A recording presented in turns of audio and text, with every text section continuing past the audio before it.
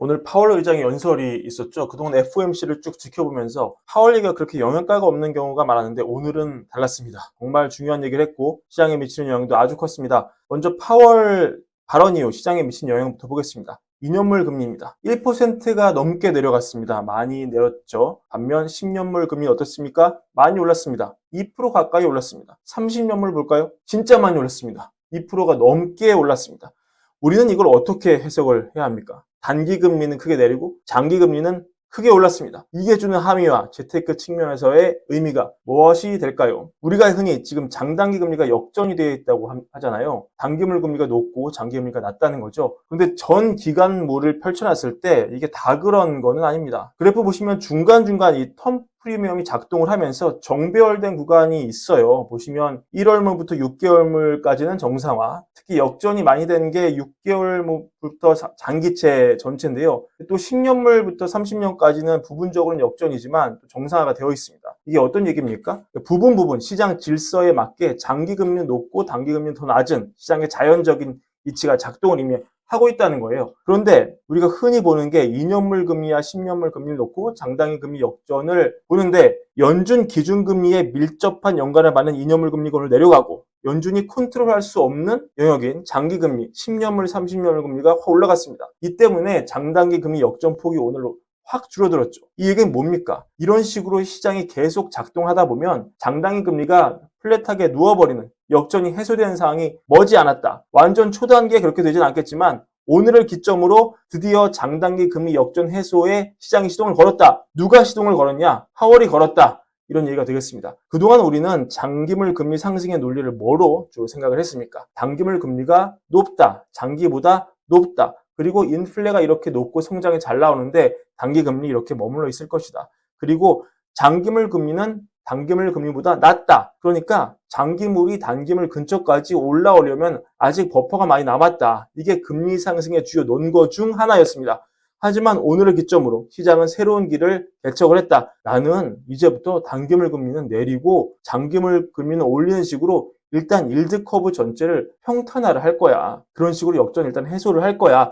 이렇게 선언을 한 겁니다. 자, 그럼 여기서 만약에 시장이 이걸 더 활성화를 시켜서 단기물 금리와 장기물 금리가 평평하게 만났다고 쳐볼게요. 그러면 이제 장기물 금리는 두 가지 길을 걷게 됩니다. 역사적으로 장기물 금리가 단기물 금리보다 당연히 더 높았기 때문에 단기물 금리와 어느 선에서 만난 장기물 금리가 계속 지금의 탄력적인 움직임으로 쭉쭉 뚫고 나갈 것인가? 지금 5%가 넘어가려는 10년물 금리가 6%를 갈 것인가? 아니면 만약에 단기물 금리를 넘어선 이후에는 상승폭이 누그러지고 심지어 이 단기물 금리가 내려가면서 생긴 이 룸이 활용이 되면서 하방까지 봐야 하는 상황이 되는 것인가? 이 얘기는 결국 만약에 지금 장기채 숏을 친 분들은 이제 수익 실현을 해야 하는 지점인가, 더 가야 하는 지점인가를 심각하게 고민을 해야 되는 타이밍이 당장 지금은 아니지만 조만간 올 수가 있다. 채권 투자를 눈여겨보시는 분들은 절호의 찬스가 조만간 언제 올 것인가를 놓고 두 눈 크게 뜨고 지켜봐야 하는 순간이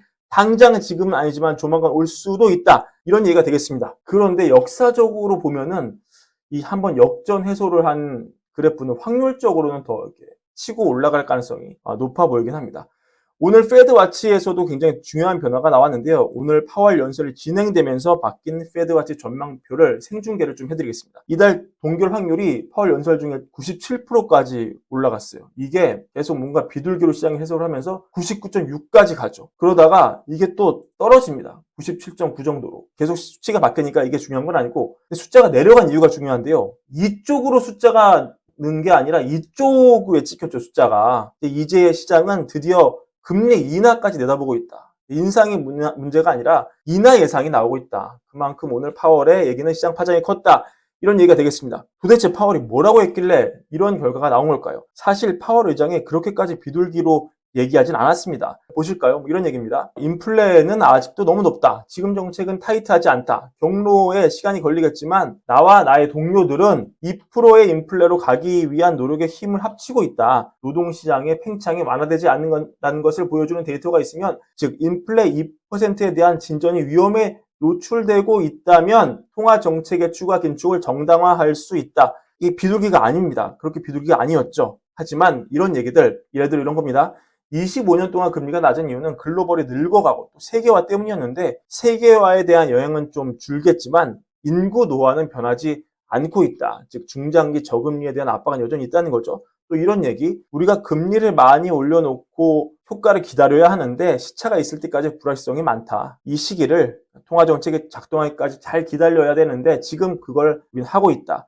학계에서 시차의 속도에 대해 여러 의견이 나오기 때문에 느린 속도로 이동하는 게 중요하다. 금리 관련해서 우리는 금리의 효과적인 하한선에서 매우 멀리 떨어져 있으며 경제는 그것을 잘 다루고 있다. 그건 팬데믹 이후에 리오픈과 재정 및 통화 자극으로 인한 높은 수요 상태에 있었기 때문이고, 하지만 5년 뒤에 경제가 어떤 이자율을 원할지 알기는 어렵다. 이런 문구들이 시장에서 기준금리 인상은 이제 정말 끝났구나 이렇게 인식을 한 것 같아요.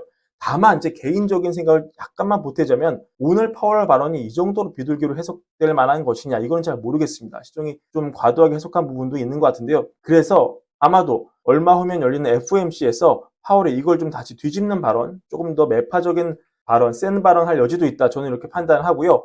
그럼 오늘 왜 장기물 금리 이렇게 올랐냐? 이것도 파월 발언에 해답이 있습니다.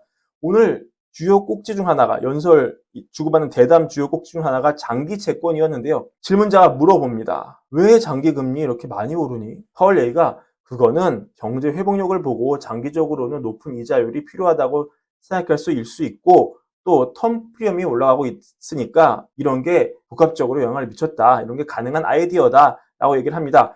또 질문자가 얘기합니다. 그러면 이게 단기적인 현상이냐 장기적인 현상이냐? 이때 파월이 얘기합니다. 재정 적자에 대한 우려는 장기적인 요인일 수 있다. Some of them are longer term and some of them could be either. So for example, fiscal concerns of fiscal deficit that could be a longer term factor.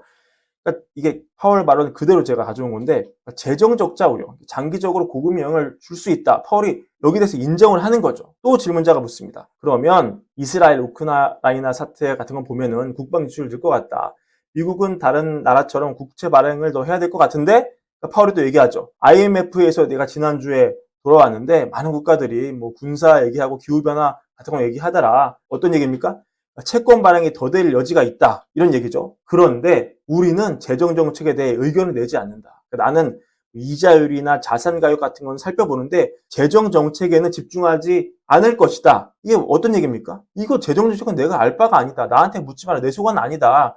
재정정책을 어떻게 하든지 간에 나의 정책은 바뀔 여지가 없다. 장기금리가 오르는 원인 중에 일부가 부채 증가인데 파월이 이건 내 소관이 아니다. 이것 때문에 올라도 나는 개입할 명분이 없다. 이런 얘기를 한 거죠. 이 얘기를 들으니까 시장이 옳았구나 그러면서 장기금리를 확 올려버린 겁니다. 자, 오늘 얘기를 정리를 하면은 오늘 중요한 날이다. 단기금리가 크게 내리고 장기금리는 크게 올랐다. 이게 준 함의는 장단기 금리 역전 해소 시동에 걸린 것이다. 그렇다면 장기금리는 금리 역전이라는 강력한 모멘텀, 안전마진 같은 거죠. 금리 입장에서 보면 이걸 잃을 수 있기 때문에 곧 더 폭발적으로 못 오를 수도 있지만 반대로 텀 프리미엄 정상화에 본격 시동이 걸렸다가 보면 앞으로 더 탄력을 받고 쭉쭉 갈 수도 있다. 파월은 장기금리 상승, 부채 증가에 의한 장기금리 상승에는 개입하지 않겠다고 선언을 했다. 금리 상승 동력 하나는 없어졌고 하나는 생겼다. 뭐가 더 센지는 시장이 차츰 알려줄 것이다. 이런 얘기가 되겠습니다.